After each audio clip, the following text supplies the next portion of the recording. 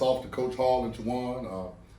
They've done a great job this year upsetting a lot of the Giants, and we just weren't going to go for it today. We had to be resilient. He came out swinging with all punches, and I knew it was going to be a tough game for us. I knew he had a lot of tricks up his sleeve. The onside kick really caught us off guard, but at the end of the day, we made some adjustments in the third and fourth quarter defensively to try to slow down what they were doing, and it worked for us a little bit. And this guy here made a big kick. We got ourselves in. First of all, he got us down the field with a couple of big plays during the drive, and then we knew once we got inside the 30-yard line, this guy was going to nail it. So Broncos win, we're happy. We finally got the monkey off our back. We don't have to answer those questions anymore. How do you guys feel? Any remarks from you guys? I feel good. Tell us your name and position. Damari Daniels, quarterback. I feel good. We knew this game wasn't going to be easy. They played good. We both competed. And then the end of the day, we came out with the dub. Yeah. I really don't have anything. Say your name and I'm position. Elton Andrew, kicker. I don't really have anything to say other than I'm just thankful for where I am. That's about it. You guys, For you too, bro. did you guys take a different route to Salem or something this time? What? No, we won the South. That's the route to get to Salem. But we were fortunate enough to play Chawan earlier, and we kind of knew some of the things that they were going to do. Again, Coach Hall got a million tricks up his sleeve, man. We've been competing against him every year except for 1 year since I've been to Fayetteville, and every year it's been a close game like this. If you go back and look at the stats in the history of the previous games, they've all been like this. So, we didn't expect anything less today. We just had to be resilient and hold on a little bit and fight a little bit and claw. And this guy and these guys brought us in. Coach, what was the difference in being able to pull this one out and losing the previous four? Well, the difference is we gave ourselves a chance early. In the previous four, we came here and before you could blink, we were down 14-0. We would turn the ball over early in the game, first quarter, first possession, we turned the ball over, and before you could blink, it's 14-0, and we were finding ourselves trying to fight an uphill battle. This time we scored first, we got out first, so and we knew we could play big but don't break defense. Last time we played them a few weeks ago, they had 79 plays and we had 50. Today they had 78 plays and we had 55. So we knew we were going to have to be on the field a while with the defense. Again, he controls the clock when he has the ball to his action, his sideline. He controls his substitutions and all those things we have to monitor. So we did a good job in the third and fourth quarter of controlling it and getting control of the game. And again, we won. So when you got that lead early, Coach, do you think, oh, this is different? We thought it was a different feeling for us to be up early, but at the same time, I knew who we was playing. I knew that as soon as he scored, we relaxed a little bit on our kickoff return team, and he onside kicked us. Things like that. That's the kind of stuff he does. So I'm very accustomed to what Coach Hall does, and I give him all the props. He's a really good football coach. Coach, sorry, one more, Steve. Your uncle went to 5 straight CIAA championships. I do. And you know that he won in his 5th championship, 1987. They beat Hampton. I was there. 22-12 with a freshman quarterback. Cornell Manor, number 12. Were you number 12? With a freshman quarterback, number 12. Mm-hmm. And they won the 5th. How much of that, did you talk to your team about that? Or is it something that you just had in your own mind or what? Well, after we played Chawan the first time, it was 13-10, and we had been struggling on offense a little bit. And the offensive coaches had a little meeting, and then I kind of chimed in on the meeting, and everybody was in agreement that we needed to go play this young man. He had an outstanding summer. He had an outstanding fall camp. He moved the ball well, but we just wanted to make sure we were doing the right thing. And by the time we played Chawan the first time, 13-10, it was time to give our offense a spark. Going into our homecoming game, we knew we had a lot of fans coming. We threw him in there. He said he was ready.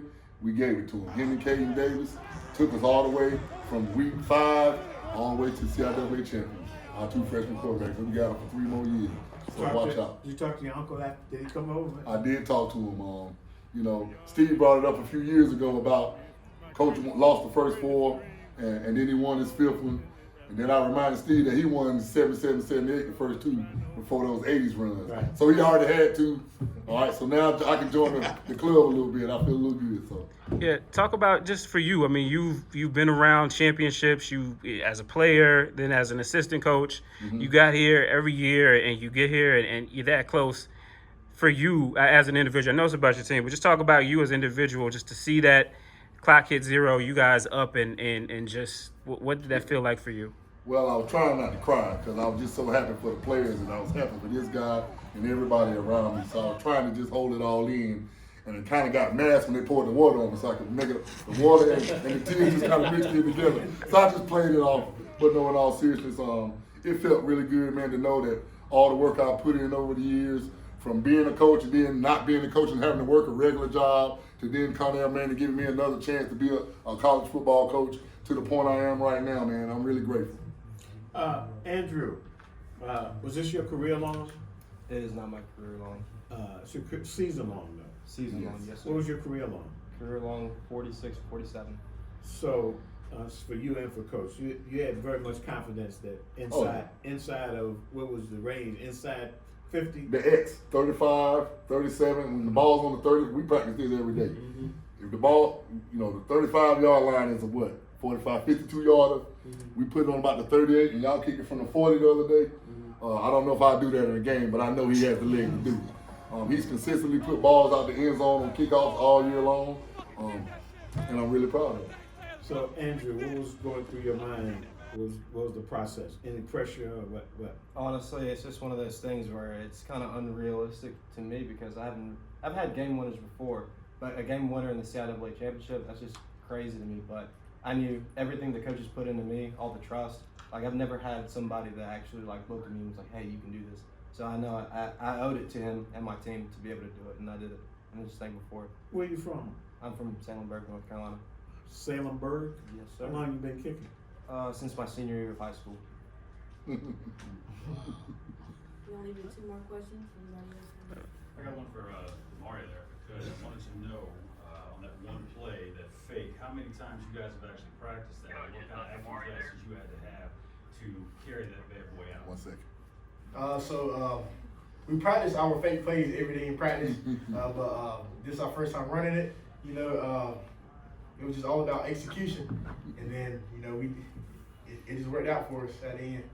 Is the fake play the 4th down play? Yes, sir. Okay. What's that play called? Is it duck? Yeah. Duck. Is that like a fumble rooski It's type? a formation. Duck. How confident were you in? Obviously, you went Well, forward rather than. yeah. Did you call the timeout to think about that? Or We had to think about it. But again, when you've been here 4 times in a row and lost, and you look up at the score and it's less than a minute on the clock, and it's tied 28-28, and the ball's in your hands on your side of the field, I ain't finna give him that ball back. So yeah, we went forward.